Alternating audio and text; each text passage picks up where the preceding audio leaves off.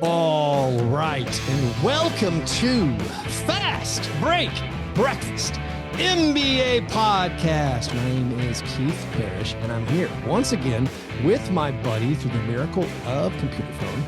Here with Dave DeFore. Dave to 48 minutes. How are you doing? It's been a while. I'm great. Yeah, it has been a while. How was your week? My week was amazing, exhilarating. I did not podcast last week, Dave. I don't know how many weeks I haven't podcasted in the last 8 years. It's not many. I mean, it's like, I think I literally went something like 10 days between recording, and that might be something like the third longest break or the second longest break in like 8 years. I mean, for a while there's the compulsion. I mean, you're doing it for fun. Right. But also, I mean, I remember specifically when we started the show, it was like, I think we have to post every week without fail. I think that's important.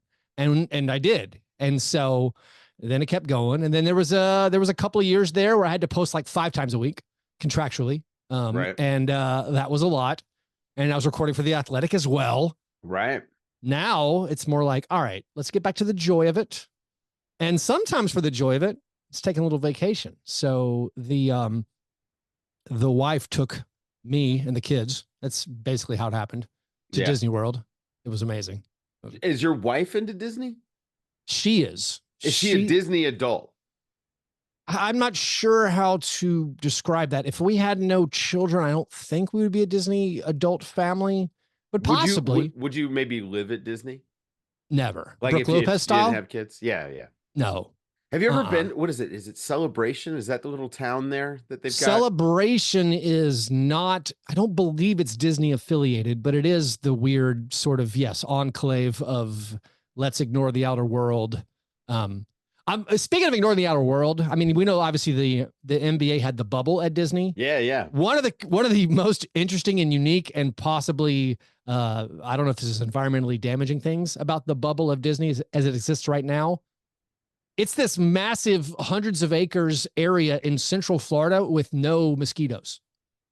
You know, like, I don't know how doesn't seem possible. Doesn't seem healthy, but like you go, it's just massive. What is Disney figured out?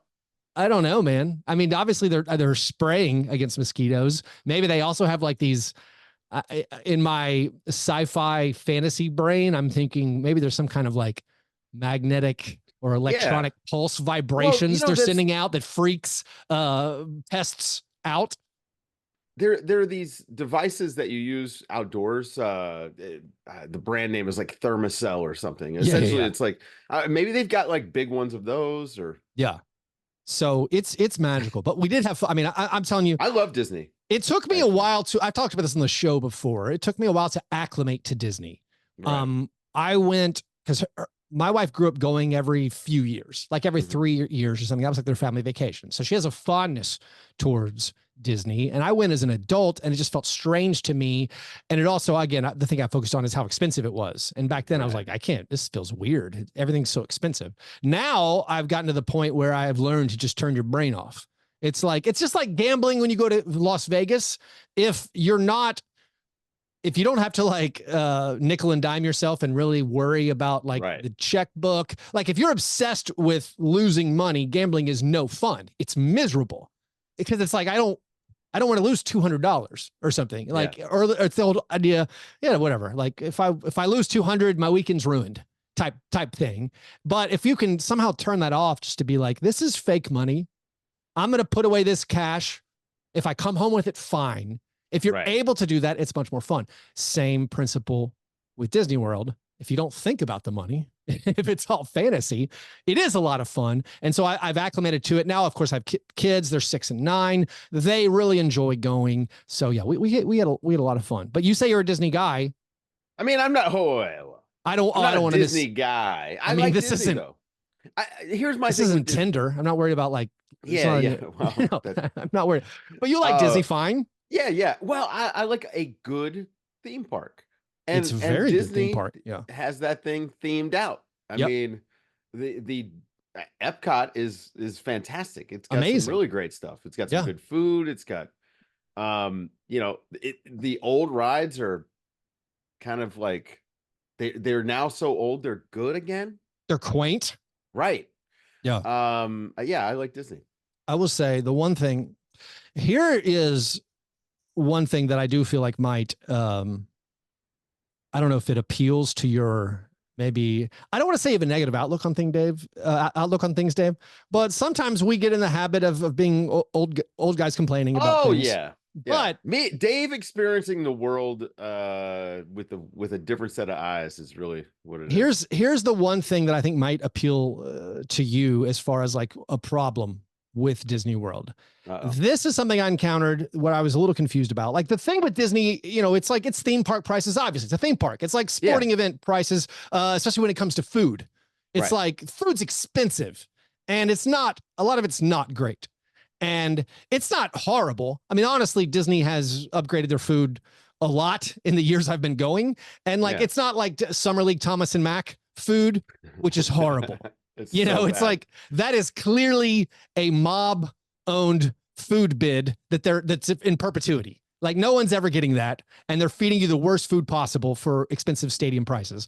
Disney, it's not that bad. The food's pretty good for what you might expect, like chicken tenders and burgers and whatever. It's pretty good, but it's expensive. You know, obviously it's like $10 for a tray for a kid's meal. And, you know, it's $15 for an adult meal, and it's not that good. But the thing that I encountered was this time, my wife actually got restaurant reservations, like sit down restaurant reservations for the evenings. I was like, this is, wow, we're living high on the hog. And so we go there and I look at the menus. And here was my initial concern. The prices at these sit-down restaurants were not that expensive. So my thinking was, that feels like a problem. I look at the first menu and there's something like calamari. It's like $16. And I'm like, wait, a hot dog costs $10. Right.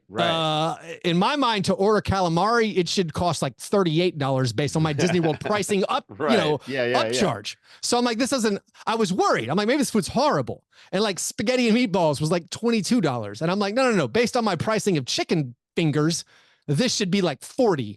So maybe this is going to be horrible. It wasn't horrible. It actually was pretty good. And I was like, the prices are kind of wrong here. And then we went to this steakhouse, and like a filet mignon was like $44.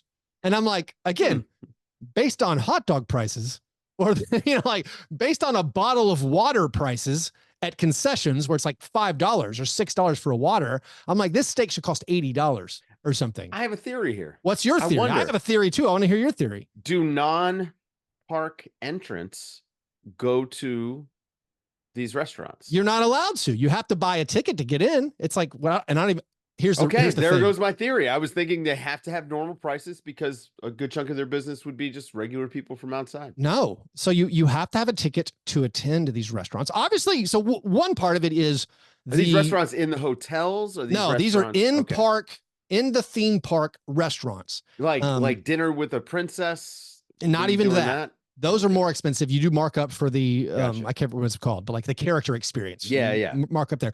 No, first of all, obviously the walk-up fast food is doing way more volume. I mean, of course, 20x, 50x volume. They don't care. So it's overpriced. But my thought was there's some kind of weird ceiling, some weird curve on the pricing where it's like, and maybe some of it's, I'm accustomed to Nashville prices. I mean, they're not like New York, Seattle, Los Angeles prices, but things have gotten expensive. A cocktail here now costs $16.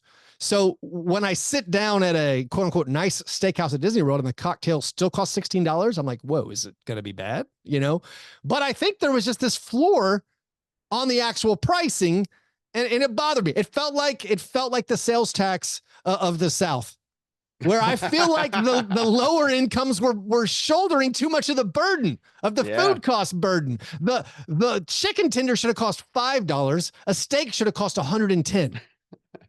That's what I was thinking. That's all I was thinking. That's funny. We need Coca-Cola to supplement the Disney company, and they got to fix this and their food. Yeah, I mean, they got to bring down the prices at Disney. I had a $15 shrimp cocktail that was good. It had like, that's amazing. Yeah, it had like an avocado paste and some other garnishes on the side. It was like really nice. And the problem is it's only going to go the other way. Now the good food is going to just be more expensive. That they're just going to raise the prices there. But I was really stunned that the markup didn't continue over. It was like, that's kind of amazing. Like cheap food has a 300% markup, but then like nicer food was just regular priced. So I was like, oh, it doesn't seem. I mean, I don't know if that's the hack. On people's impatience. Possibly. The Disney hack, if you're able to book a sit-down restaurant, the prices are only a little bit more expensive and the food is way better. Let me ask you, Keith, because I don't have kids, so I've never like taken kids. I mean, I've been with friends that had their kids with ungrateful brats. No, I'm kidding. No, what's your question? But it seems like now, granted, kids like it's a place for children, right? Yes. This is a good thing. Yep. But it does feel like kind of a chaotic place to have small kids. Yeah. And it seems like the experience would be lost a little bit. But doesn't most people that I see there, it's like they've got like a 3 or 4 year old. I would say 3 and 4 is honestly prime. Because it's magical. It's literally magical. There's no separation of fantasy and real life. You know, obviously traveling with a 3-year-old anywhere is very challenging. Yeah. But I do think going to those parks, just the wonder on their faces when they see whoever it is, Buzz Lightyear, it's fun, you know, and like. But it's hard to book a sit-down dinner. That part makes it harder. Yeah, your 3-year-old, you put them in the stroller, you give them some applesauce, you give them, you know, the bottle. What it is, Keith, you've graduated. Yeah, you've moved on from the hot dog days. Congratulations. No, I think about it a lot. I think about it like this is my dream used to be like I want to buy frozen buffalo wings from Kroger without worrying about the price. And now I would never eat frozen buffalo wings from Kroger. So I'm very self-aware. I'm a happy guy. We've made it, Keith. Anyways, Dave, we got a big show today. We are changing up the Fast Break Breakfast off-season approach. This year, we're going to begin our butter or Parkay previews. We're not going to do a conference at a time. We're actually going to do a division at a time. This will take us, I believe, 6 weeks. This will bring us right to NBA preseason. So on today's episode, we're going to preview the Atlantic Division of the Eastern Conference. We're going to look at each team and decide if the offseason moves they made improved them or if their dreams of improvement are imitation, a thing we will call Parkay. So I'm excited to dive into the teams in the East, the conference I know the least about. And of course, it'll be fun to hear what you think too, Dave, as we go through these very, very good teams and also very, very bad teams. Before we get there though, Dave, we got to talk about our breakfasts. So have you had a breakfast? Yeah. So, you know, I like to make my homemade cold brew. Yeah. I made a mistake. So Keith, normally I only brew this overnight. I move it to a separate container and then I'll enjoy it for a day, maybe 2, you know. I left for the weekend and just left the cold brew brewing. Oh, so I made cold brew concentrate and it's very strong. So I mixed it with a little pre-made protein shake and had myself. You just diluted it with straight chicken breast. Yeah, exactly. But what? Delicious, it's not actually. A fire hazard to leave the cold brew brewing or something. No. Okay. No, it just sits. It's just seeping for you've made sun tea. This is like no, never. Oh, you never made cold brew tea? No, I don't like tea at all. Really? No. Wow. Enjoyment level 0. From the South, Keith. Yeah, it's true. I don't do unsweet tea or sweet tea or whatever you just described. Sun-brewed tea. Yeah. Well, anyway, so that's what I had. A little coffee mixed with protein. Little cold brew. Yeah. Nice. I had a bowl of Smart Start. I might have trying to get more fiber. Not to get too health related. I had COVID. I got it in Vegas, as I've told everybody. Since then, not sure if I'm okay. Might have gotten some kind of like GI heartburn, acid reflux type thing. Luckily, my wife is an expert on these issues, and she's walked me through like, hey, you need to not drink coffee on an empty stomach every morning, especially after drinking whiskey on an empty stomach at night. So like, I'm not drinking whiskey at night. I'm not drinking coffee on an empty stomach. Also, like if I don't eat, I start feeling kind of weird. So like, I just been out bowl of cereal, and this is the cereal we had. I mean, maybe it's just long COVID too. Who knows? Maybe. By the way, Dave, I had some of the most incredible COVID exposures at Disney World. You would not believe the COVID exposure.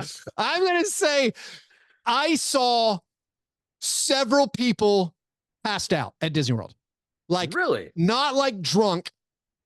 Maybe they were drunk. I don't think they were drunk. It was hot, but like I saw multiple people like get faint, kind of fall over. Meanwhile, their kids have these coal miner coughs where I'm just like, this is so much COVID everywhere. We had COVID exposure. My wife got COVID at Disney World, tested positive. So like I had immunity. I assumed I had immunity / I'm dealing with long COVID. But we saw so many of these things. We were standing in line for another ride. The group behind us, lady passed out. Meanwhile, again, the kids, just these horrible wet coughs. And I'm just like, if my kids don't get COVID, maybe they're immune or something. But anyways, all that to say, my plan to avoid people for the last month has been working out great. I mean, I believe the government's they're reopening the free COVID tests, sending them back out.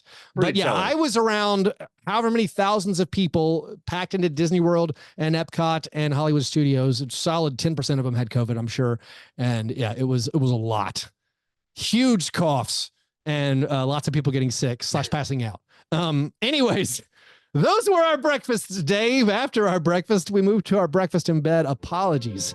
This is our chance to make right what we might have gotten wrong on a previous episode. It will be the first time we talk about the NBA, the topic this show is supposed to be about. A couple of apologies. First of all, Dave, on a previous episode, I complimented the Phoenix Suns. I mean, yes, they got lucky perhaps with getting Tyus Jones, but also they seem to be blissfully unfazed by the second apron.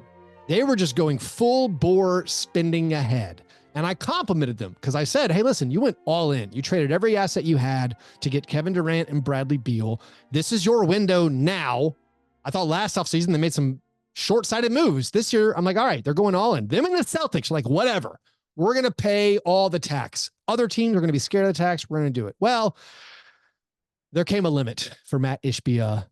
They did make some cost-cutting moves. They stretched Nassir Little's contract, one of the only matching salaries they could use in a trade this season. They had this guy making $7-8 million a year. He didn't do much last year. Obviously, they wanted to move him.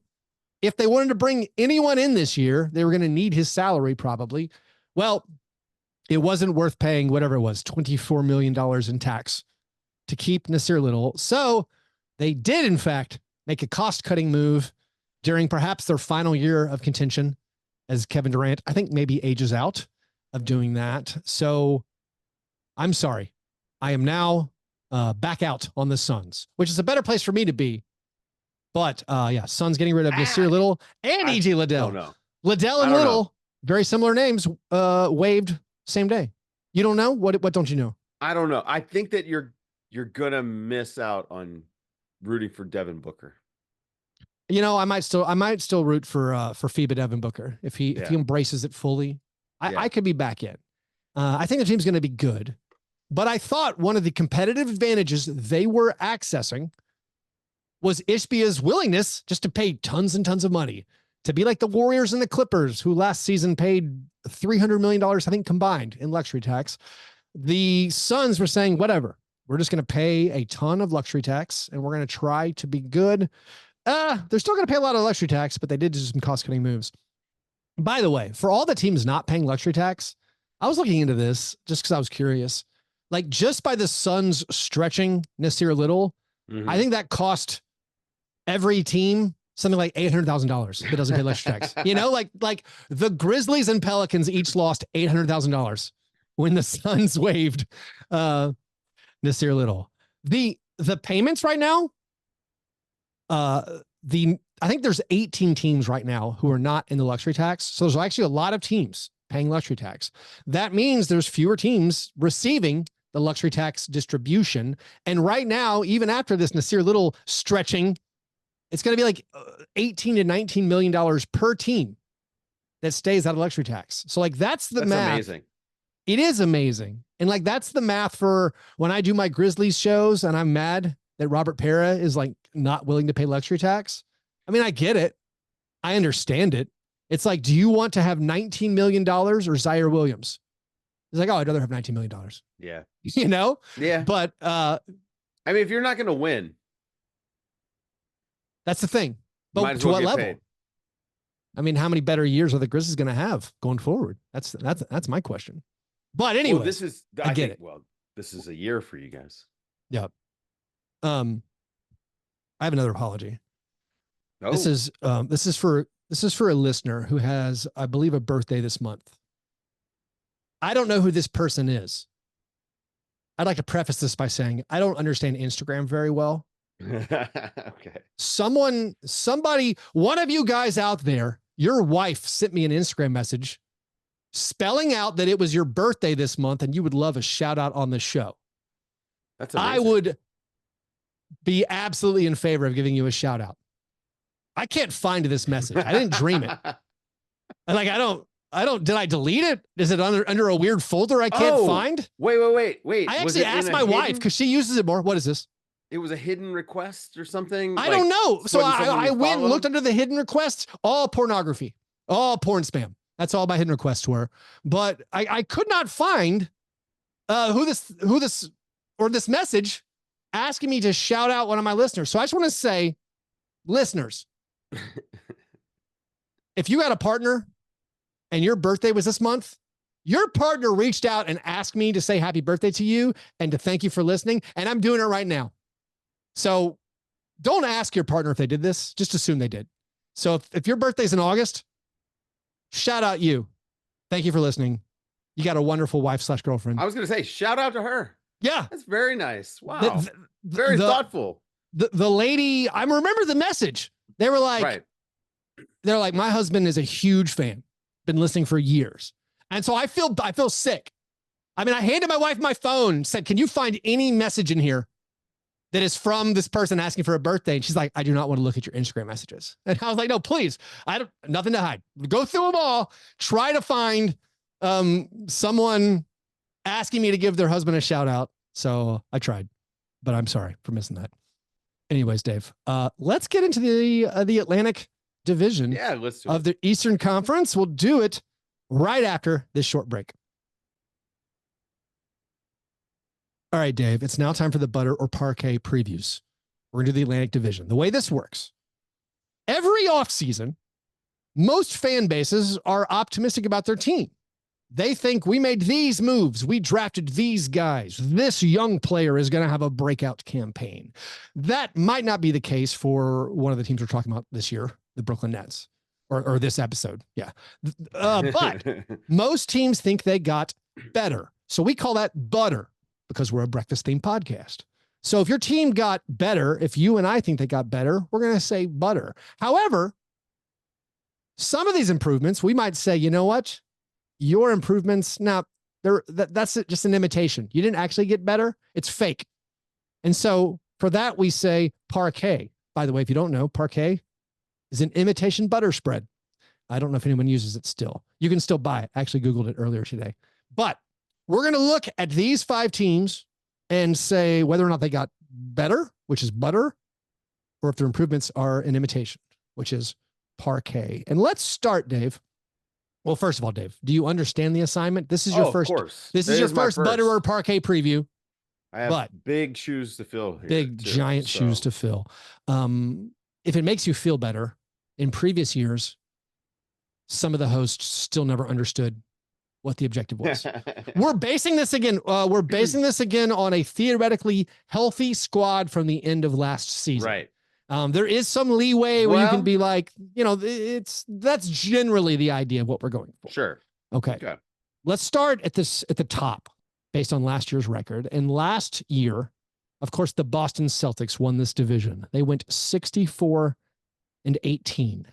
They won the NBA title, forever proving that Drew Holiday is a better basketball player than Damian Lillard. They bravely embraced the luxury tax this offseason. They kept everyone, and they even paid most everyone. I don't even know when the last time a team brought back basically every player. Everyone. Do you know the one player they didn't bring back? Svi Mikhailuk. Oh, yes. No, not even joking. They brought back what? Their top 11 in minutes played in the playoffs. I'm not even saying when's the last time a championship team brought back everyone. I'm saying when's the last time any team brought back like 13 of their top 14. It's bizarre. So I guess the question is, are they better? I mean, that's hard. They didn't do anything. They also went 64-18. Oh, this is where I have to spell out. We're not worried about record. We're not worried about record. They were very good, though, is what I'm saying. Like, no, they were amazing last year. Like, dominated the whole year. Yeah, it's not and like then won the title. Came on late. Like they were like bell to bell, very good. Yeah. And we're assuming health, right? Like, and we're saying like at their peak. At their peak is all we're asking about right now. Yeah. I mean, you got to worry about Horford and age at some point. Mm-hmm. I won't consider that health just because he's old, right? Like we don't year to year with old guys, you don't know what you're going to get. Right. And obviously we'll get into the Porzingis stuff, but that's the only sort of, crack in that wall for them that I can come up with is Horford's age. If Horford ages out this year, they could have a hard time. But also Jason Tatum could just play more, next to Porzingis. Like, I mean, Jason Tatum is about the same size as Horford. What if different stuff, but he can play that. What size. if Jason Tatum has lost the ability to shoot a basketball? Would that make him worse? Okay. And now that would make them worse. What if Jason Tatum actually can't make jump shots anymore? What if he stops taking them though and winds up playing better? I think that I just don't think he's a jump shooter. So you mentioned Porzingis. For me, this team is actually worse. It's marginal, as we say. Does it mean they're not going to win the title? Probably not. Maybe not. Right. They're still the title favorite, but I think they are worse because of just one, Al Horford being a year older. Mm-hmm. Maybe Joe Mazzulla will be a little bit better. Maybe there's something you can pick up there. But I think that and what you mentioned about Porzingis, to spell it out, let me read you the headline on ESPN.com from June 25th. Porzingis to have surgery for rare leg injury. I don't like the phrase rare leg injury, especially when it comes to Porzingis. So we know Porzingis is going to miss a good chunk of time this regular season. We hope and anticipate they will be totally healthy by the playoffs, which is, again, why they're my title favorite. I do think in the regular season, it'll be a great opportunity for, like, maybe they turn the reins over more. Like, they're not going to win 64 games. They're going to coast to 58 wins or something by playing like Peyton Pritchard and Sam Hauser and like Xavier Tillman and Luke Cornett. Like, those guys are going to play a lot more. What's that? Baylor Shireman. But I think for me, in the absence of any clear improvement in the roster wise, and then looking at whatever rare leg situation Porzingis is going into, if he didn't get butter, for me, that's Parkay. So what do you feel about them? Yeah, I guess we go Parkay there. Yeah, we don't have to agree, but it's just the slightest pad of Parkay.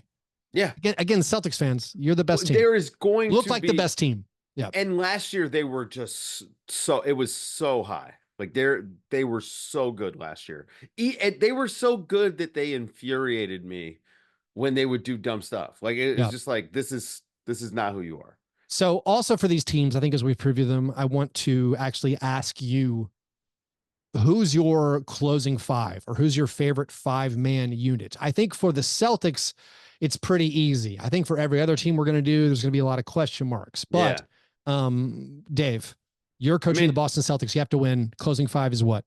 So it's Drew, Derek White, Jaylen Brown, Jason Tatum, and Porzingis or Horford, depending on the matchup. Yeah. I mean, I guess they have six. They have six amazing players. Yeah. So maybe it is a little tricky. You can have. And if they need to play big, they could play Horford and Porzingis together. Look, the Celtics won the title for a reason. Yeah, they're good. I'm with you, Drew. Yeah, I'm with you too. Porzingis is my one big man.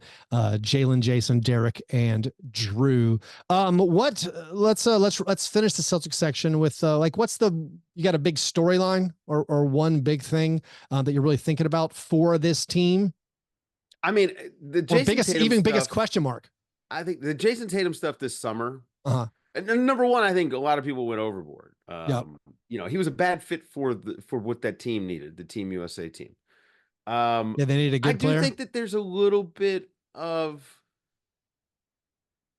I hope Jason Tatum doesn't fall into the I need to prove something trap. I mean, he's an MVP candidate playing his game. I would love to see him play in even more like FIBA Devin Booker. You know what I mean? Like if he could do more stuff like that, I think he'd be even better. But you could run into a little bit of like that disease of more, right? Hey, I want more accolades. We want a title. I don't know. I don't think Tatum's that guy. I don't get that vibe from him, but that would be something I'd be worried about just because of how this summer was. So you mentioned the Jason Tatum. Right. What if he tries too hard MVP push? What about Bill Russell Finals MVP, Larry Bird Eastern Conference Finals MVP, Jaylen Brown? What if Jaylen Brown decides he wants to make an MVP level push? Is there any friction there? Eyes. Could we get a mega powers sort of thing here with Jaylen Brown and Jason Tatum? Maybe not working against each other, but working for themselves, I don't know. Here's my storyline to monitor for the Boston Celtics. When Jeff Bezos buys the Celtics, will he salary dump Jaylen Brown? Because he's like, why are we paying $500 million in luxury tax? So maybe he doesn't want to do that. I don't know. You don't think Bezos is going to come in and just blow through the luxury tax? I mean, he could buy, couldn't he? I mean, I think you can't do this by the NBA rules, but man, he could just buy every team and right. do whatever he wants. I mean, he has all the money in the world, but my experience is people who have all the money in the world like keeping their money. So what happens when the next owner is like, wait a minute, we re-signed Sam Hauser for how much? And then he's like, we got to cut some costs, man. Damn, who? All right. So our next team, Dave. Oh, yeah. Walk me through the New York Knicks. Okay. The Knicks. All right. They had a really good season, right? And then injuries just kind of crushed them in the playoffs, as sometimes happens with teams that are maybe running themselves into the ground in the regular season. But they went out and they did something kind of cool and brought this Villanova squad together. They got Mikal Bridges. They re-signed OG Anunoby to a massive deal. They re-signed Jalen Brunson at a discount, which a lot of people are mad about. Brought back Precious Achiuwa. Also Jacob Toppin on a two-way. If that's for vibes, just good vibes, having a Toppin brother. Yeah. He can get up to. They also got Keita Bates-Diop, who I don't think he's going to play for them. But the big move, man, Mikal Bridges, and now like they're starting five. And honestly, if you look at them as a little bit like Boston, man, they've got like a 6-man rotation. You say they're starting five. Who do we think their starting five is? Well, all right. So if you look at the depth chart, it's Jalen Brunson. Obviously is the starter. Yeah. I think Mikal Bridges and OG Anunoby are definitely starting. Okay. And I think the question comes to whether Josh Hart and then if Julius Randle's going to be healthy. Yeah. Who starts at the 4? I think it's going to be Randle. Yeah. I don't think Tibbs would bench Randle for Josh Hart. I don't think so Julius Randle, I don't think it would be worth it for the Knicks to even approach Julius Randle with like, hey man, you want to be a 6-man? Like that, you can't do that. And I don't know if he's a guy they want to move or not, but yeah, I don't think they'll bring him off the bench. So I think it's going to be Randall at the 4 and then Mitchell Robinson at the 5. And then you've got DiVincenzo and Hart as the first 2 guys off the bench. Miles McBride. Yeah. Precious Achua is the backup big, I guess, but I still think they need a backup big. Yeah, this is butter for sure. Yeah. I think, the one loss that I don't believe you mentioned, maybe I blacked out. Oh yeah, obviously, they lost Isaiah Hartenstein. So that is huge for them. But I think just picking up Mikal Bridges, that more than compensates for that. I think this is an easy butter. This team is going to be quite good. I mean, I think for me, the question in the starting lineup is basically whether or not they just let Mitchell Robinson play that role as the 5 and then bring in Hart or DiVincenzo, or if they start Randall at the 5. I think they might honestly start Randall at the 5 and then have Josh Hart in there. I do think Dante DiVincenzo is going to come off the bench. I look at this roster. They did pick up Campaign from the Sixers. The one question for me on this roster is backup ball handling, backup point guard, and also backup bigs. I think they did a good job of keeping, Precious, but like Precious is kind of a limited player. Yeah. And it's like, it feels like they need another big. Also, of course, because Mitchell Robinson just has trouble staying healthy. And that's a big question. The hallmark of this team is their rebounding. I mean, one of the things that they are better at than anyone is offensive rebounding, and their guards are great at it because their bigs apply a lot of pressure. The wings apply a lot of pressure. Mikal Bridges is not a great rebounder. Yep. He's not a high energy guy attacking the glass. And so maybe that changes. And he can make up for some of that. I mean, he's got the length to be able to affect the glass. It's a matter of whether the effort will be there and even if they have him playing that role. I mean, it's not like the biggest guy. So, but yeah, they're going to have to figure out the backup big. They need someone with some size. They did draft that point guard, Tyler Kolak, the Marquette guy. So maybe he can fill in, maybe with him in Campaign. That's enough for your backup point guard. And honestly, DiVincenzo and Hart get you enough ball handling off the bench if they come in together. And, I think that they're probably going to be okay. And honestly, Tom Thibodeau figures it out as far as guards go. Also, Thibodeau got paid. It's Everyone. Interesting. It's so interesting where like the Knicks and Thibodeau and like Joe Dumars in the NBA executive office, those people don't believe in load management. No.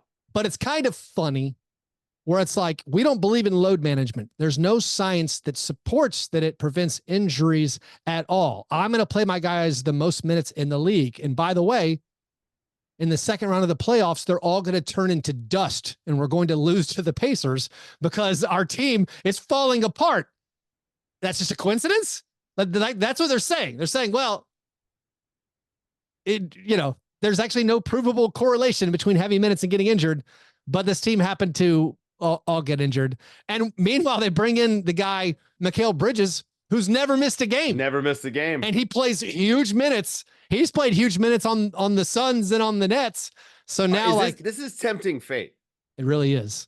It really is. Who's your all right, going to your favorite 5-man lineup? I was going to ask you who you think is going to close, because I do think Randall is the question mark for closing.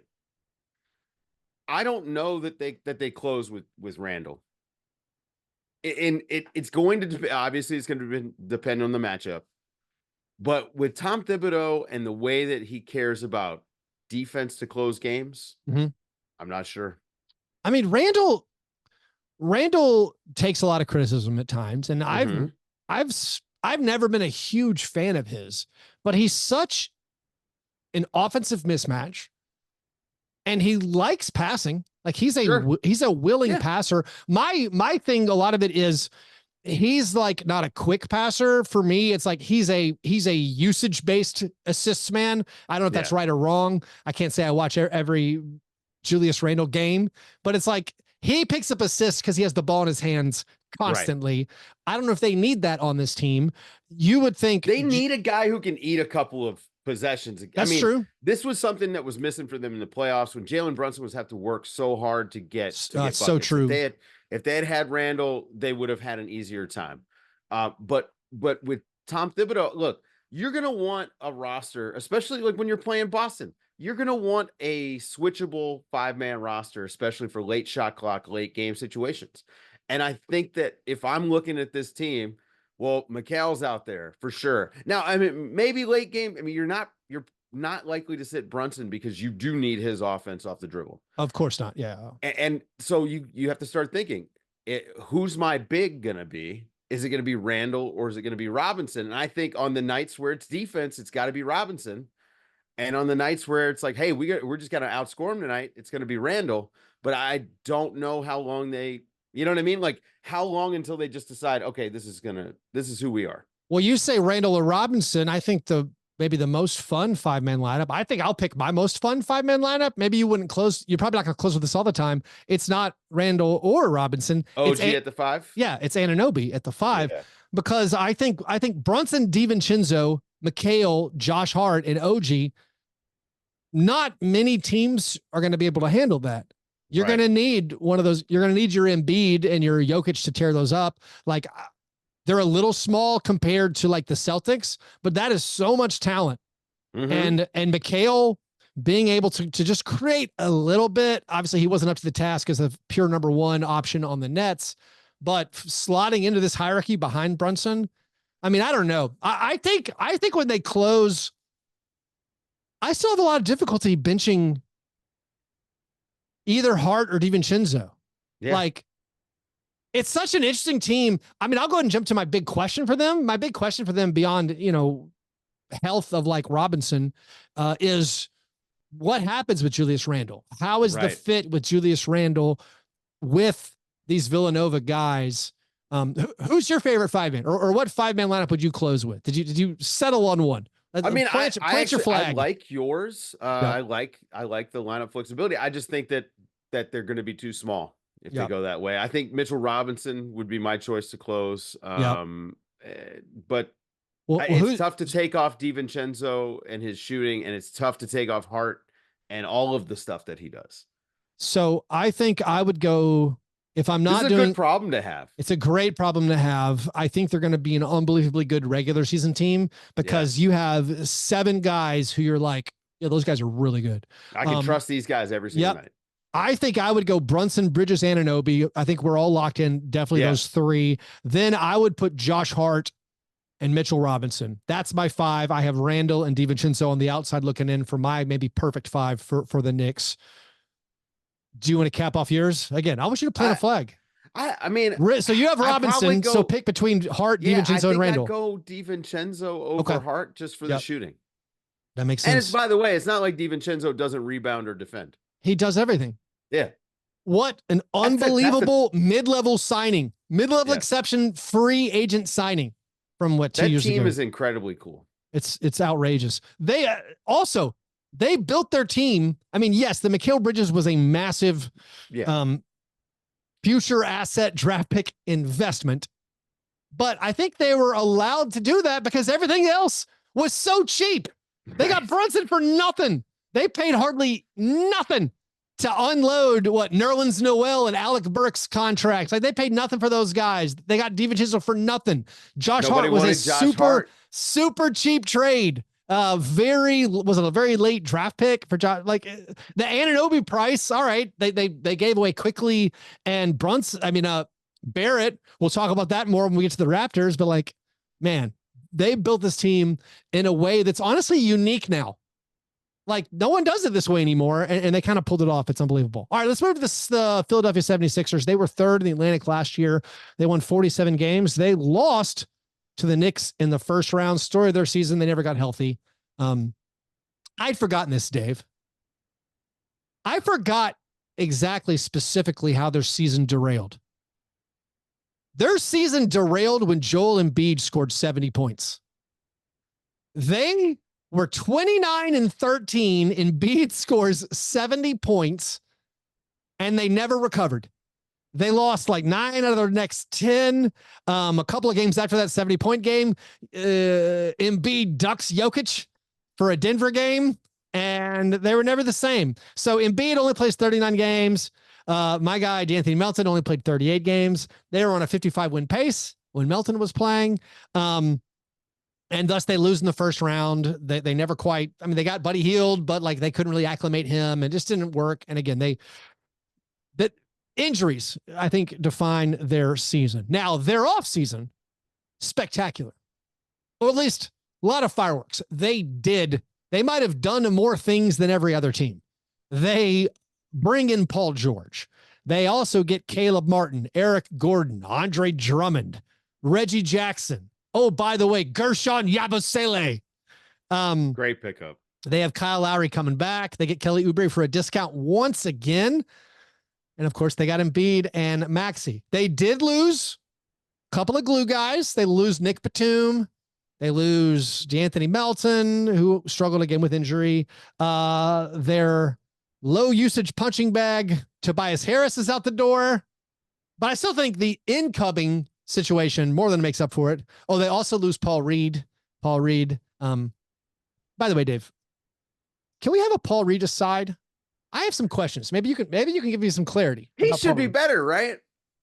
All right. First of all, he's okay. Yeah, I like Paul Reed fine. He can't shoot. He's got the weirdest looking short jumper, but like he's a steals and blocks guy, hustle big. Paul Reed's contract last year was one of the strangest contracts in the NBA because the Jazz gave him that offer sheet. Right. And they tried to make it weird where they thought the Sixers wouldn't match it because it was a 3-year contract for $24 million.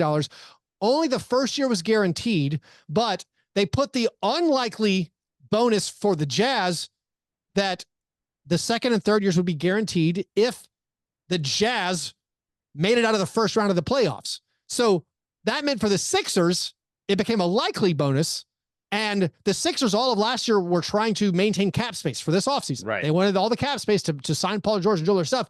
And so they signed Paul Reed. They kept him. Maybe it was reluctantly because they're like, we still want to keep him. We don't want to lose this asset for nothing. But it was this weird contract where for the Sixers, if they'd won that first round series, and they were expected to, thought they were going to clearly be one of the best 4 teams in the East last year. But then, of course, they struggle with injury and they lose the first round series.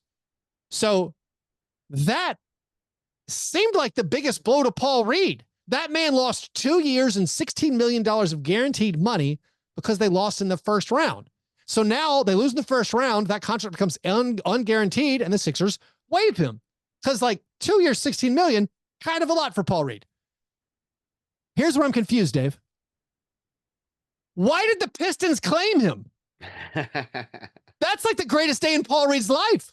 Yeah. The Pistons claimed him when he was on waivers, and all of a sudden Paul Reed, who I assumed was devastated at that loss, not just because he lost, but because like he lost $16 million. I mean, he would have recouped some of it on his next deal. But again, that's the upper limit of what Paul Reed would make.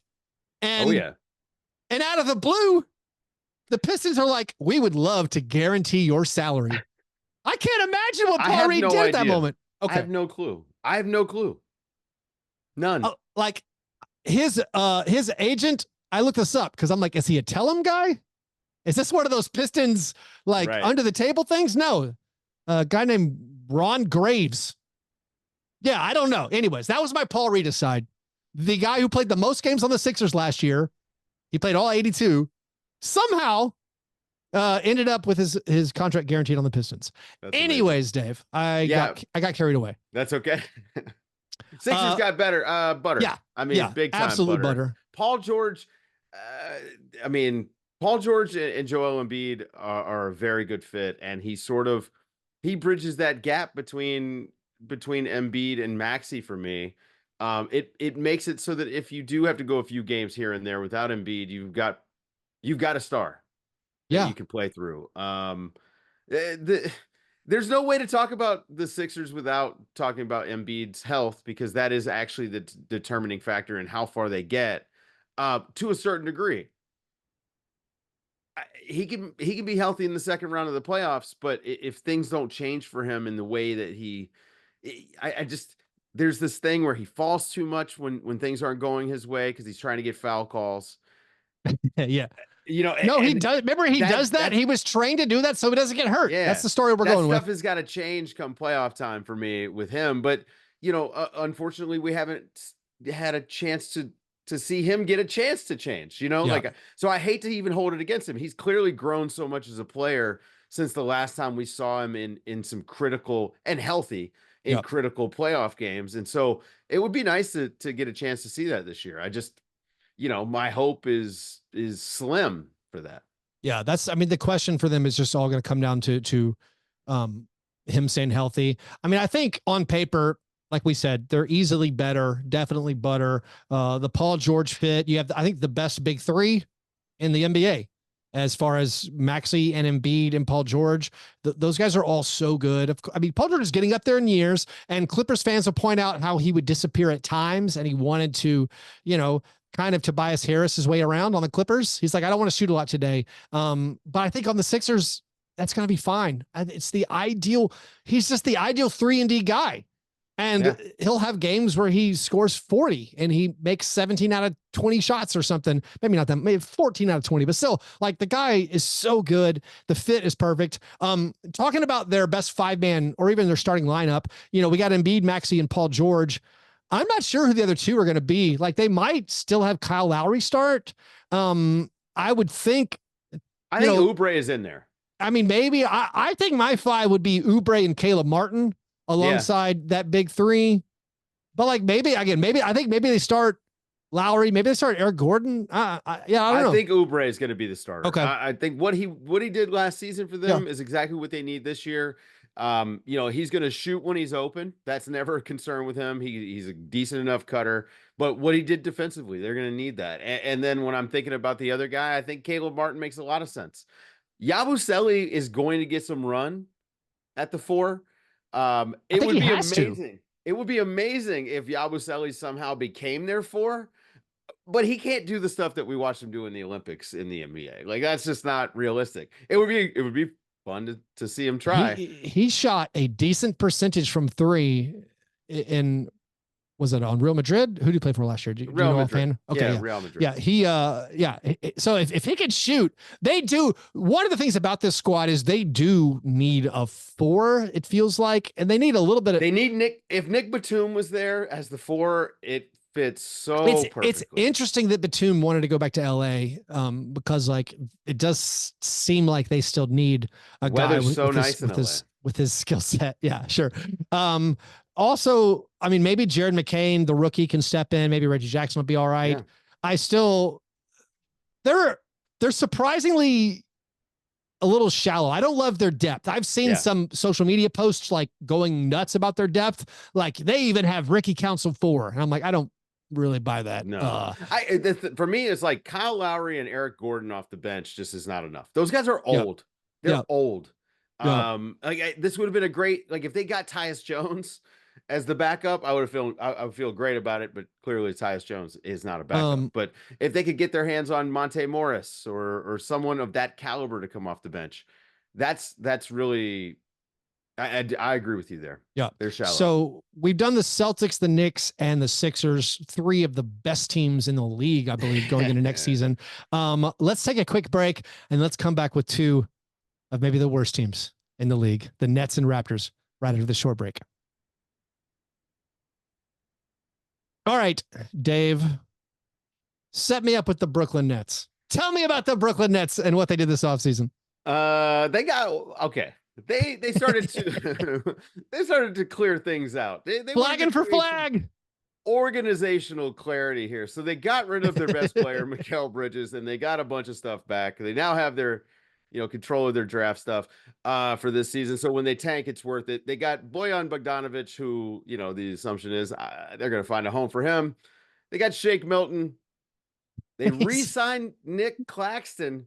That was their big, they got rid of Mikal and they signed Nick Claxton. They paid him. Kind of a good deal. Like, it's a very movable contract. When you look at what Dallas did last year at the trade deadline, the guys they picked up, Claxton, would have been, you could see where this guy might have some value later on. They also re-signed Keon Johnson, and they got Zaire Williams. Yeah, from Memphis. They got Zaire Williams in a salary dump. Something. Yeah. Man, the Nets are going to be, I think, an impossible watch this year. But at least Cam Thomas is going to do stuff. Did you know Cam Thomas is 6 months younger than Dalton Connect? He's 22. I didn't know that. It surprised That's me. amazing. I didn't know that. Yeah, Dave. So this is the least talented team in the NBA, right?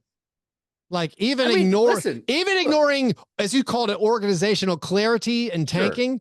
Sure. If this was an actual sport we were talking about and you had to win basketball games, I think this is the least talented roster. If this was a junkyard, though, you would be really, really excited if you were a car enthusiast. So let me just go through their lineup here. Yeah. Dennis Schroeder. Ooh, that'd be a really nice pickup for a few teams. You know, is Dennis Schroeder their best player? Maybe. Cam Thomas, I don't think so. I don't think he's got a lot of value. One of your favorites. One of my favorites. Cam Johnson. Yeah. That's a guy who should have some value. Dorian Finney-Smith. It's a guy who should have some value. Nick Claxton, a guy who should have some value. This is a team where the sum of its parts is way worse than the parts alone, in my opinion. I was not following your junkyard analogy. I get it now. It's great. This is a good parts team. It's a roller, Keith. There are teams that need Dorian Finney-Smith. Dorian Finney-Smith is a useful tool that can amplify better pieces. Yes. On a team without better pieces, he kind of stinks. The Warriors would love to have Dorian Finney-Smith. I actually was thinking maybe I wouldn't even start Dorian Finney-Smith because, like, I would try to shroud him in more mystery. He's a guy. I feel like you said, a game. He would work great on good teams. Yeah. On bad teams, he looks awful. Cam Johnson wasn't that good last year. Right. But like, if you put Cam Johnson on a team that had a point guard, just like put him on a team where someone passes and like the guy just hits threes and he plays, he fits in perfectly everywhere. I love it. I was lost about the junkyard. You're absolutely right now. Let's do this, Dave. Who's going to trade for Ben Simmons? No. Who's your closing five? I will say if Ben Simmons existed, I can start talking myself into, you know what? Surround Ben Simmons with Bojan Bogdanovic and Cam Johnson and Cam Thomas and Dorian Finney-Smith. All right, that's frisky. You got 4 guys who can score and shoot, and then 1 all defensive ball handling 6'10" guy. But unfortunately, Ben Simmons does not exist. So, if you had to win a basketball game, what 5-man lineup are you rolling out there? If you were coaching the Nets, man, it's tough. This is a fun one. It's so hard. I think I'm going Dennis Schroeder. Yeah. Cam Thomas. Yeah. Cam Johnson. Yeah. Bojan Bogdanovic at the 4 and Nick Claxton at the 5. I think that's what I'm doing. I'm a big Bojan Bogdanovic fan. Same. The guy will give you 19 every night. Like the guy, unbelievable shooter. But I'm with you where I'm like, I would just roll out the worst defensive squad, maybe in the NBA. Like just try to score. Let Claxton block a few shots, but catch some lobs and some dunks. But just give me Cam Johnson, Bojan, spread it out. Maybe we get some FIBA Dennis Schroeder just slashing to the basket over and over and over and kicking it out. Jordy Fernandez is the coach now, so you know. Oh yeah, he was really outstanding achievement for coaching Team Canada. I'm sure we're all real excited about how we got that squad together. I mean, they have Summer League MVP Jalen Wilson. This team. It's all right. Look, we all know that they stink on purpose, but they've made, I'm not gonna say they've made some good moves. They did make a good move, I think, in creating some clarity because they're not good enough to compete and they were just going to be stuck. So they're Parkay. There are like the Celtics we were hemming and hawing, like they're the same team. We'll call it Parkay because of injury and whatever else. This is Parkay talent wise, just flat out. And then they've embraced. What if Ben Simmons does that's the fun question. That's the storyline. What if Ben Simmons can play at all? I just would love that. He honestly is he's like a little bit like Tim Tebow to me, where he was so clearly like Tim Tebow. I would call him a football player. He was not a quarterback or whatever, right? But he was a football player. I got you. And Ben Simmons to me was just this like weird Swiss Army knife who was not a basketball player, but like he was like an athlete. Yep. It's almost like a utility guy in baseball. He's not good or great at any one thing, but man, Ben Simmons, when he was healthy, just it was freak fun. athlete. I loved defense him. was so good. And we never really get to see him as like this sort of a small and fast center, which I think was in his game. Anyway. So let's assume they start that guy. Let's assume they start Schroeder, Cam Thomas, Cam Johnson, Claxton, and then either Bojan or Ben Simmons or Dorian Finney-Smith. Who even is their second unit? Like, I can't, like, I guess Daylon Sharp is the backup 5. He's still young, so has some potential. I think they're going to play Clowney, but I don't know. And then it's like, honestly, Dave, I'm trying to figure out, is Zaire Williams even going to play? Or are they just going to cut him? Because I don't even know. I look at the roster and I'm like, I don't even know if he's going to play. Non-guaranteed? He's fully guaranteed. Fully guaranteed. But they picked up a second rounder to take on his contract. He's owed $6 million. Maybe they need that in matching salary. So I don't think they're going to waive him. But I look at the roster and I'm like, I have no idea who's even going to play outside of like 6 guys or 7 guys. I think they're going to play a lot of guys. I think it's going to be. They're going to play a lot of guys. We're going to roll through 12 every night. Oh, yeah. To see what happens. And listen, this roster is going to be totally different. They need Shake Milton just to dribble the basketball. Yeah. They don't have dribblers. I guess Ben Simmons one day was thought of as a huge point guard type guy. Let's move to our last team, Dave. All right. The Toronto Raptors. A team where I believe we can all say, what are they doing? How many years have we been saying that, Keith? Well, not that many. I would say just the last 2 have been, maybe you go back to the Jakob Poeltl trade. Everything since the Jakob Poeltl trade's been like, wait, what? New players this year. They picked up Davion Mitchell. That was sort of that was what they got for getting that Vajinkov guy who then that guy canceled his contract. He's I'm surprised the Players Association allowed him to cancel his contract. It's bad precedent or something. I don't know. He gave back all his guaranteed money. That's it. They re-signed They paid a ton of money to Scotty Barnes and Emmanuel Quickly. They decided they did not want Gary Trent Jr. They let him go to the Bucks on a minimum contract. What do I do here, Dave? This team's it's stunk last year. Not a good basketball team. 25 and 57. Yeah, Emmanuel Quickly just got a huge amount of money. 14 points a game for his career. It was 17 points a game last year, right? Like, 4 assists. This is just so much money for this guy. You better think that he has like a maxi like leap coming. There's no chance. You're going to contend in a couple of years. No chance. I think that like I look at this team and like who stands out to you? The 2 guys that stand out to me, and I like Quickly enough, but the 2 guys that I look at are RJ Barrett and Scotty Barnes. Yeah. Those are the 2 guys when you look at the roster I think about. We kind of know who RJ Barrett is, and I may be higher on RJ Barrett than a lot of people. I still am a little bit confused on Scotty Barnes, right? Like, and I think part of that is the organization's been a little bit confused. Is he a 5? Are they going to put the ball in his hands? I would like to see what happens with a little bit of consistency around Scotty Barnes. Put a normal basketball team out there around him, and then let's see who he is. We've yet to see that. So maybe this year, when you look, I think their starting 5 is going to look something like Emmanuel Quickly, RJ Barrett, Scotty Barnes, Jakob Poeltl, and then whoever is going to be the other guard. I don't know whether that's going to be Grady Dick or whether it's going to be Bruce Brown or whoever. It probably won't be Davion Mitchell just because of Agbaji. Maybe, but whoever that's going to be. Who's the Jacoby Walter? Maybe I don't know. Probably not. But I want to see what happens when Scotty Barnes is playing like the wing 3-4 whatever.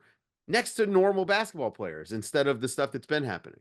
What's it going to look like without Pascal out there for a whole season for Scotty? I don't know, but this whole season is all about Scotty Barnes becoming a guy. It's so odd in retrospect, just even looking at their moves to get rid of or move on from Siakam and Anunoby, and thinking about, all right, these aren't the best long-term pieces to play side by side. So let's do RJ Barrett and quickly, and then get not great draft assets. Really. It's so odd. And then to not fully tank, which, granted, like, I don't like tanking. Yep. But at least there's clarity there. I mean, they are doing Team Canada. Got Kelly Olynyk, RJ Barrett. That's kind of fun. Mm-hmm. I will say, when we look at them from the end of last year, they didn't. I mean, I guess they lost Gary Trent, so I guess I'll dock them as Parkay for their improvements or imitations. Yeah, I think they're Parkay. They didn't do much. Even the Bruce Brown thing. Why did they pick up his player option? No one. You can't. I don't think you can trade him for anything at that number. No one who's going to give you anything for Bruce Brown can match the salary to make that a legal trade. They could have, which I thought they were going to, they could have declined Bruce Brown's option and then actually made some value free agent signings. They could have picked up guys. I think there were plenty of players who changed teams for the mid-level exception or less, who, once you sign to those guys, they become assets. Just like Haywood Highsmith for cheap, Caleb Martin for relatively cheap. Just like even like Jalen Smith, Gogo Batai, just not you look at what the amazing Lakers did, players. Signed Max Christie to a movable contract, right? I mean, it's high, but it's movable. Yeah. I mean, I don't get it totally. I mean, even just like, do you not want, even like, you couldn't work out something with Gary Trent just to be like, we'll pay you. Well, that one, 2 years. That one was odd. 20 mil. I don't think you're going to be able to move Bruce Brown. And what is it? 21 mil? It's like 20. I thought it was like 23 top of my head or something. It's over 20. And I don't know how you're going to find a matching salary for that. I mean, maybe what if Grady Dick makes a huge year 2, if he actually makes more shots, if Jacoby Walter comes in and can actually play basketball, if Scotty Barnes looks more like first couple years Scotty Barnes and that trajectory of improvement. But even still, I don't see a high upside, and you didn't do hardly anything this offseason other than just kind of settle in to be like, this is our squad. Let's see what happens. Let's see if we can 30 games. Yeah, I mean, clearly they're not expected to be any good. I mean, maybe I misspeak there. Maybe they have dreams or ambitions of being in that play-in chase. And I think that's maybe not, I don't think they're maybe that far away, because Quickly is okay, and Barnes has looked really good at times. So maybe they do have more talent than I'm thinking about. And maybe I'm just too carried away. They were 11 games outside of the play-in last year. But some of that was, I think, them kind of pulling the plug a bit. Sure. They did not. I don't know how much of because they had a lot of injuries down the stretch, air quotes injuries. Sure. I assume they could have played. Like, I look at RJ Barrett as being like, I'm not going to be all ringer about it, but like, he's like the 100th best player in the NBA, which is not a bad thing to have. No, he's a good basketball player. 80th to 100 and something. I haven't counted it all. I don't know. And like, Quickly seems like a really good sixth man to me. I think he's a very much a lower tier starter. Yeah. Scotty Barnes is a good player. Jakob Poeltl he's a good player. The fit on this team with its questions about shooting is not great. Right. Like, Jakob Poeltl is a top, let's say he's like a 15 to 20th best center in the NBA. Sure. So they do have some talent. They're not bereft of talent. It's just all the pieces are not ideal in the way they fit together, in my head at least. And this is one of the more, like, I would say positionally, like, typical teams that they could run out there in the last few years. Again, I just think the lack of shooting is going to be an issue. And this is the problem with trying to make any real, to make any real judgment on where Scotty Barnes is, part of the problem that you have is that his game would just benefit so much by playing with shooters, and we've never seen it. Yeah. Yeah. If you swap Scotty Barnes and Ben Simmons, who has the better team? I mean, probably Toronto. Because RJ Barrett would be the best player on the Nets. Who's your what's your top 5 man? We didn't do this for the Raptors. What's your top 5 for your top 5 man lineup? I think I'm gonna go weird. I'm gonna go. I'm telling you right now. I'm looking at it. I'm gonna go weird on mine. Who's your favorite 5 man? It's quickly, I guess, Grady Dick.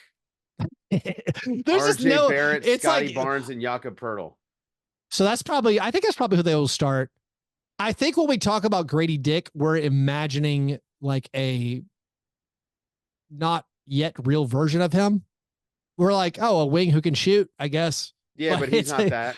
I think I'm going to do the same thing, but I think my favorite 5-man lineup. I mean, I'd rather have Bruce Brown. I'm thinking more realistic. I'm including Bruce Brown, of course. Yeah. Like I'm cliched like that. Bruce Brown might actually be their best player. Like that's ridiculous. I'm going to strike that from the record so you don't have that clipped. I mean,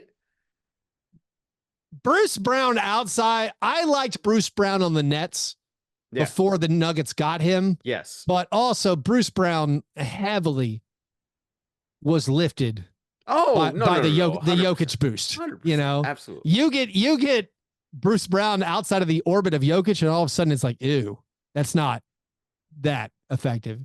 But man was a center for a little bit. I mean, Barnes, I think Barnes or Barrett. No, Barnes way better than Bruce Barrett, Brown. I think Bruce Brown is. I mean, Poeltl's better than Bruce Brown. They're just way different. 120. I was thinking about benching quickly, Dave, and having RJ Barrett, Bruce Brown, Barnes, and Poeltl. But then I come back to I can't find another player I like at all on the roster. So I guess Quickley's kind of got the Jamal Crawford thing, right? Where he can get so hot sometimes, and like. I will also throw in, this is bad analysis. I'm going to throw in my fantasy basketball brain here. Quickley has so many bad games strung together. He'll have amazing games, and then there's like these just gaps. That's my memory, at least, of rostering Amano Quickley during fantasy basketball at times last year. Maybe that doesn't translate to the actual effectiveness on the basketball court. Anyways, yeah, let's end this. The Raptors, they're making me kind of sick to my stomach. It might be my reflux again. The Raptors, we're saying Parkay. So I believe we were unanimous on this episode. I think the other divisions, it will be different because there's a little bit more. These were very clear cut. These seem clear cut. So Celtics, we said just a slightly marginally pat of honestly, Parkay. If it wasn't for the Porzingis thing, rare leg injury, I would be looking at, hey man, could this team just come back and say, we're going to be extremely serious and win 70 games? Like, they're that good, right? Like they have that much talent. Yep. But the Porzingis thing does make me think that they're going to ease up just a touch. We say Knicks are butter, Sixers are butter, the Nets are Parkay, and the Raptors are Parkay. Finally, Dave, let's end the show on this. Oh, I got to say, before we end the show, if you want to support this program, do that at patreon.com/fastbreakbreakfast. If your name is Martin and you signed up to play fantasy football, you need to join the league, brother. We're drafting on Thursday. You signed up and said you wanted to play. If we don't hear from Marty, then we might have an opening for one more player. If you want to join that waiting list, reach out. By the way, we'll start doing our fantasy basketball signups in just a month. That'll be at patreon.com/fastbreakbreakfast to get access to all that content. You got to be a $5 a month or higher patron to get access to the fantasy leagues. By the way, I'm playing in our Dynasty Fantasy League this year for the first time. There's been a Dynasty League for 6 years. I never participated. It's 30 people are in it, 30 teams.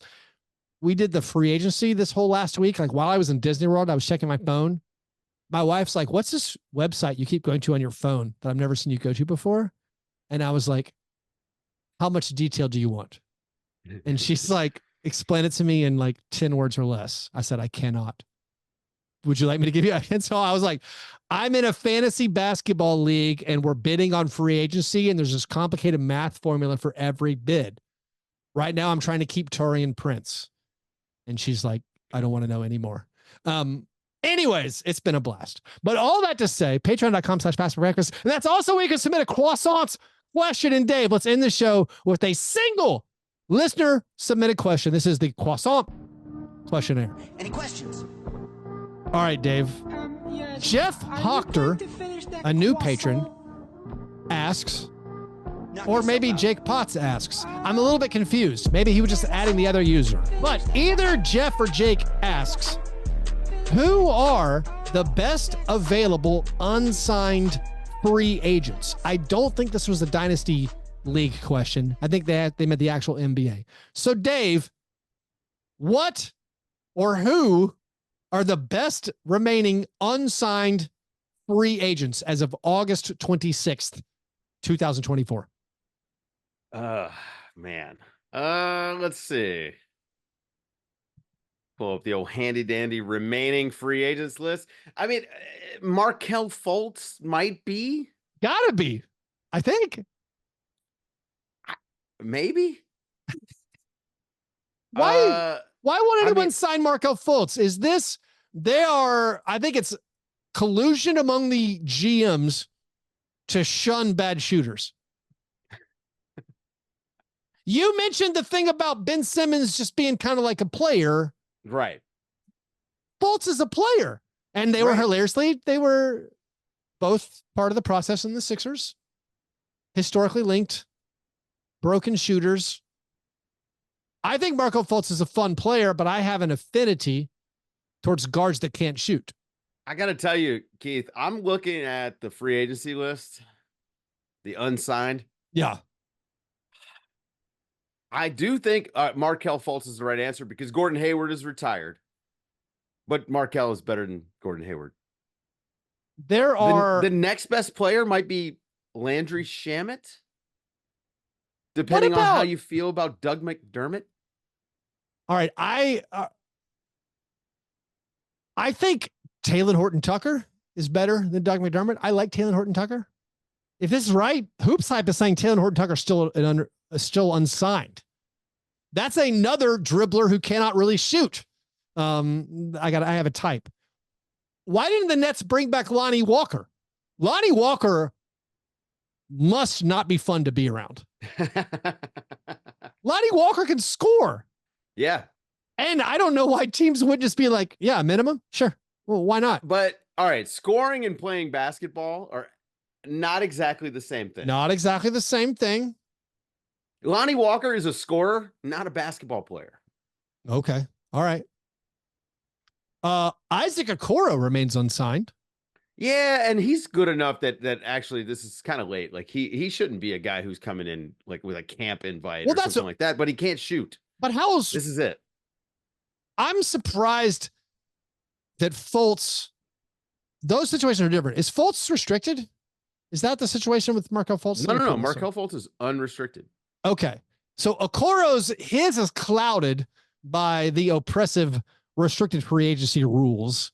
So maybe I think most people assume the Cavs will work something out, or maybe he'll just play, he'll just play to the offer, or play out, and they go into unrestricted free agency next year. Yeah, I got to tell you, Keith, it is, I mean, it's a little bleak. Not a lot of guys left. Not a lot of guys left. I like Markelle Fultz. What team? Can we not find him a squad? Non-shooter. Swiss Army guy. I mean, he could be like a good. What if he was a sixth man for? That's what he is. Warriors or something. They have too many of the same. They have too many of those. They got Pajimski and Melton. But a team where he can play with someone who can move and shoot, and he can get some lanes to attack. This is a guy like maybe the Bulls bring him in. I don't know. I hate the fit there too with I don't like DeSumo and Giddey. I'm trying to think of a team that has some shooting and scoring. Well, I think our brains, we gravitate towards finding teams that don't have need a guy. Yeah. Or just don't have non-shooters. A lot of teams have already committed to like, oh, listen, we're playing this guy. We're playing Jakob Poeltl. We can't have another non-shooter. The Magic, I get it, I guess. Like you have too many not clear. You already have a need for shooting. I think like if the Timberwolves had a roster spot, I mean, maybe Fultz doesn't want to take a minimum spot. Like what if Dillingham doesn't work out? And once you take a minimum, man, you're stuck. It's not often that you have a guy sign a minimum and then come off the minimum. Why wouldn't the Hornets? City would be interesting. Like if he was coming off the bench for them, Oklahoma City maybe. The Hornets for sure, just because he's a talented guy. Like I think just bring in talent. I don't get it. Guys. Yeah. Why wouldn't the Wizards just bring in talent? I know you want to be bad, but like Marco Fultz isn't going to get you from like 15 to 22 wins. I don't think. Well, they cut Alexei Pokusevsky, so Yeah. Anyways, I don't know how serious they are about tanking. Thanks for the question, Jeff or Jake. Really appreciate you guys. And with that, Dave, I think we did it. Good job on your first butter or Parkay. Listeners out there, again, our fantasy football draft is going to be on Thursday night. It's probably gonna be on playback. We're going to stream it on playback so you can watch along and mock us if you like. And if you want to play normal fantasy basketball, you got to be a Patreon supporter, patreon.com/fastbreakbreakfast. We'll get those signups going in just a couple of weeks. And with that, thanks for listening. You guys are the best. And remember, breakfast is the most important thing.